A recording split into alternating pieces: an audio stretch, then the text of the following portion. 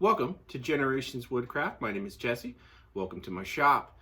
I've taken a pause from building my cabinets. That would be the next video you see, would also be my first build video. I forgot to get things that are needed, like drawer slides. I didn't get any hinges. I didn't get any knobs. And I don't really particularly like the casters that I have for it, so I need to get some of those too.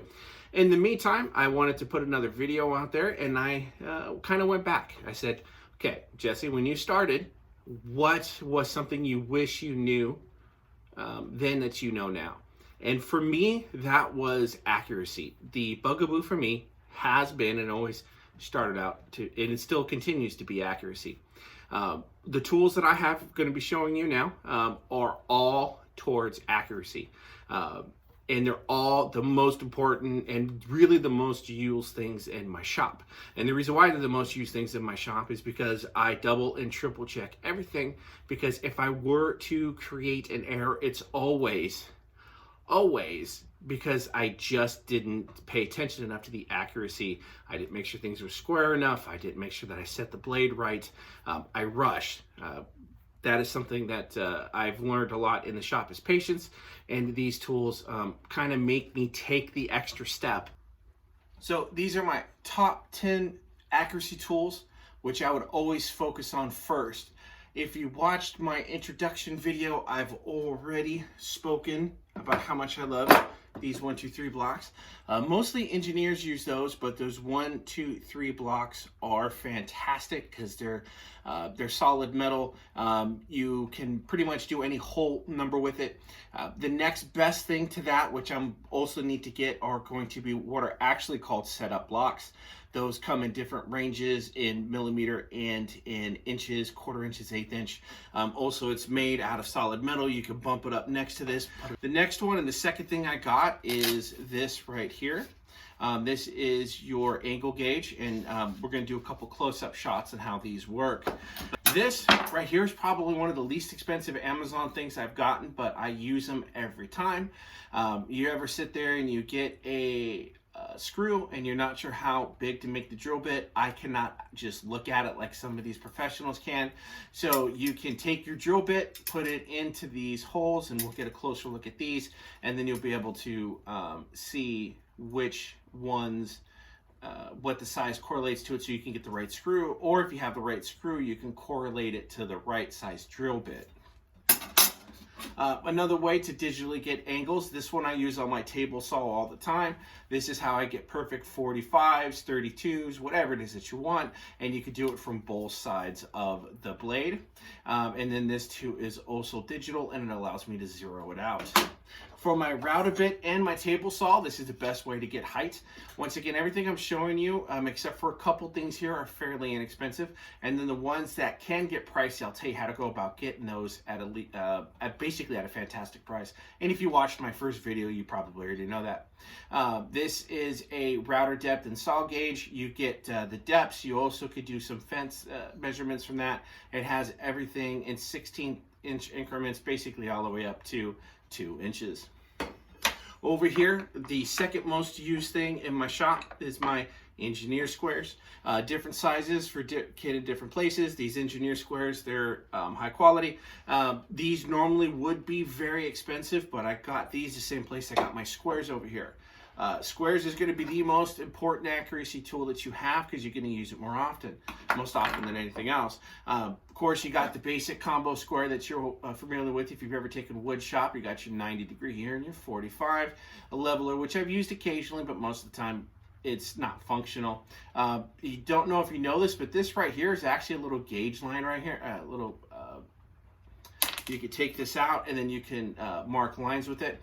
I'm going to show you a better way to mark lines because, believe it or not, a pencil can throw you off just enough. Or think about it this way: if you're off just a 64th of an inch on one cut, and you have to make that same cut 4, 5, 6 times, it's compounded. So by the time you put the box together, if you're off a 1/16th of an inch on each side of the box, now you are out an 1/8 of an inch or a 1/2 of an inch, and it's noticeable.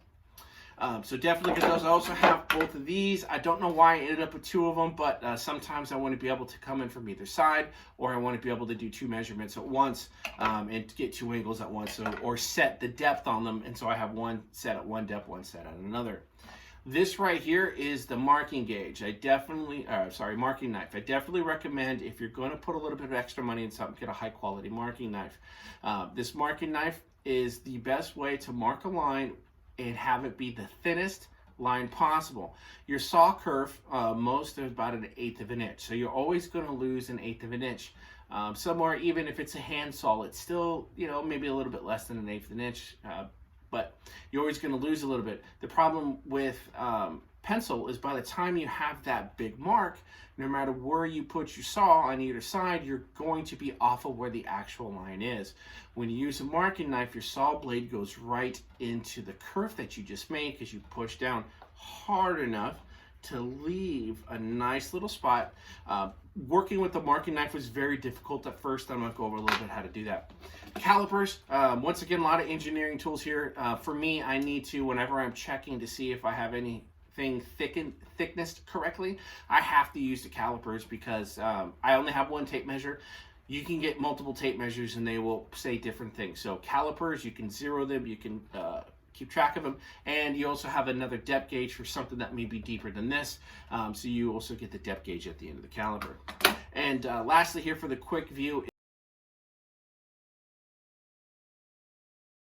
All right, sorry for the transition there. I know it's in an odd place, but it's raining outside and it looks like my lights just flickered. So this right here is a wheel gauge. A wheel gauge, marking gauge, I mean, many different names. This is fantastic for dovetails.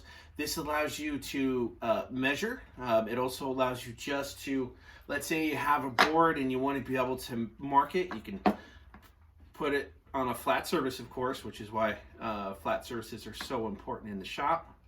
You can tell that I tighten this down too much. Put it up to it, flatten it down. Make sure you're tight against there. Make sure you're flat right there. Press it down, and now when I go to measure the other board, I just make sure it's on there flat, and then you go across. And I'm going to do it up close on how to do this because you can tell when you rush it, it's not going to look good. Okay, so let's look at each one individually. Now, like I said, one of my favorites is the 1, 2, 3 squares. I use them for basically setting my table saw blade or setting the table saw height. I also use these to check for square in very tight places and things like that. Now, when it comes to where this goes, you can tell right here, that's 1 inch right there. That's 3 inches right there. And then that is 2 inches right there. Now, if you get multiple of these, you bump them together. Now I have 4 inches. Now I have 6 inches. Now I have 3 inches, but that, or anything like that. So now these also have screws in them. These can be screwed. You could put bolts in them, lock them down. Most engineers have these, but I find engineering tools in woodworking are some of the best things you can do. Along with that, that goes with here are my engineer squares. Now there's 4 different ones. Now engineer squares, they can be pretty pricey, but what I have determined and what I have learned to is that there's a certain place I go to. Now I'm not sponsored by anyone. As of the taping of this video, I have 13 sponsors. I have 13 followers, so there's going to be no sponsorship, but it's just when there's a good deal, I want you to know about it. Engineer squares, you can get a set of 4 for these, and same thing for the squares. And pretty much all of this was at the same place, which is Taylor Tools or Tay Tools. Me being in Missouri, Taylor Tools is a company that is in Missouri. In fact, they are located in Springfield, if I remember correctly. And they do deliver fantastic customer service. They've emailed me personally before. So once again, I'm not sponsored, but when there's a deal, I want you to know about it. Engineer Squared, I get the set of them. These are fantastic for checking square in pretty much anything. These don't lie. My eyes will, but these don't. Marking knife. This too, I got it at the same place. Marking knives are very important. Now, when you get them, you're going to have a chance to get double beveled side or single beveled side. Marking knives are not too expensive, but they can be, especially if you get really good ones. Once again, this one I got at Tay Tools, and you can get them pretty much anywhere. The one thing that I would recommend with the marking knife is that you check the tip when you get it before you start using it, because sometimes in travel the tip will get bent, and these can be sharpened. There's a fantastic video online on how to sharpen these by Rob Cosman. Now, as I mentioned earlier, this is your marking gauge, wheel gauge, whatever you want to call it. These two, especially if you get the Veritas or something like that, it's a fantastic product, very sturdy. They will be expensive. I got this one at Tay Tools. It's a blemish, same thing for my squares. So basically there's one company who basically makes all of these. For the other companies, they just put their logo on it. They get the blems. That's what these are, high quality. You will see that there's markings right here, so you can measure. But as I mentioned before, the best way to do it is just place it right here, push up against it, and then boom, your bottom of this will be flush with whatever board that you're looking to. And then when you use it, this is most important, it took me quite a while, is that you gotta take small passes, because it is, if you don't, what happens, and let me make it a little bit bigger for you to be able to see, sorry about that, is you start to go offline. You see how that's curved there? So you need to take small, steady passes. Take your time, because once you make that curve, it's going to be very difficult for it to want to see it's still going right back into that curve. So when you get it, make sure it's flush. Take a shallow pass. Just do it very softly, extra slow. Make sure that you're in there. And then as you're going now, you can start to go a little bit deeper, because it's going to be riding in there. So just a little bit at first, then make it go through, because if you don't, then you end up with something like that. And then when your saw blade goes into that curve, because that's the whole point of this, so you can get a straight cut. It works best on end grain like this. You put your little end grain there and you're cutting for your dovetails. If it's off, then your saw is going to want to follow that, and now you're doing extra chiseling that you don't need to do.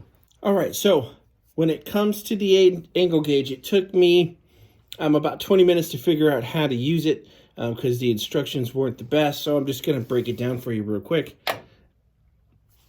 Now, I know this is at 90 degrees, or actually should be at 0 degrees. It should be flat, but it doesn't matter. This could be at an angle. All angles are relative. So what we're going to do is we're going to press the 0 button, and then we're going to make sure that says 0. Now, my table saw says this should be at 30 degrees, because let's say I want to make a 30-degree cut. Now, as I mentioned earlier, I make it a habit to always double check, and the best way to do it is digitally. So I take the bottom, and then I let it set. Now, it says 59.05. So, of course, if I wanted it at 30 degrees and it's supposed to be 90, that means it should be at 60. So I'm only a little bit off. And then what I'm going to do is I'm going to come down here and slowly make the adjustment. And now, okay, when it comes to the digital angle finder, the best way to zero that is to make sure that you have it on the flattest surface possible. And in most shops, that's going to be your table, especially if you take the time to set it up correctly, which it took me 2 days to set up this table saw with this floor. Once you have it flat, you're going to make sure that it's all flat, everything's closed, and then you're going to turn it on, which is right there, and then you're going to press the 0 button, which is right there, and now it should be 0. Perfect. You should be able to see 0, 0 there. Looks like it needs some batteries because it's flashing, but it does say 0, 0. Now, when you do take a measurement with this, make sure that it is not bumped up against the tooth, because the tooth of the table saw blade does have offset. And just know that the table saw is turned off and unplugged, because I don't want anything to happen. You're going to make sure that this is flat. Make sure that your insert for your table is flat. That has bit me in the butt before. And then you're going to go ahead and make sure that it is not on the tooth, and boom, it'll give you a measurement. What I like to do is check the converse and make sure that the measurement says the same. So basically that measurement plus 90. So you're gonna unscrew it right here is where you tighten it down. Right there. There we go. Make sure it's not hitting the blade. And it should say, and it does. Yep. So on this side, because we tried to measure 30 degrees, it says 30. On this side, it says 120 because that's 30 plus 9. All right, so those are all the accuracy tools that I have in my shop. For me, accuracy tools are important. My dad, master craftsman, he probably could do all this with the tape measure and a pencil and be fine. For me, I need as much help as I can when it comes to getting rid of those small little errors.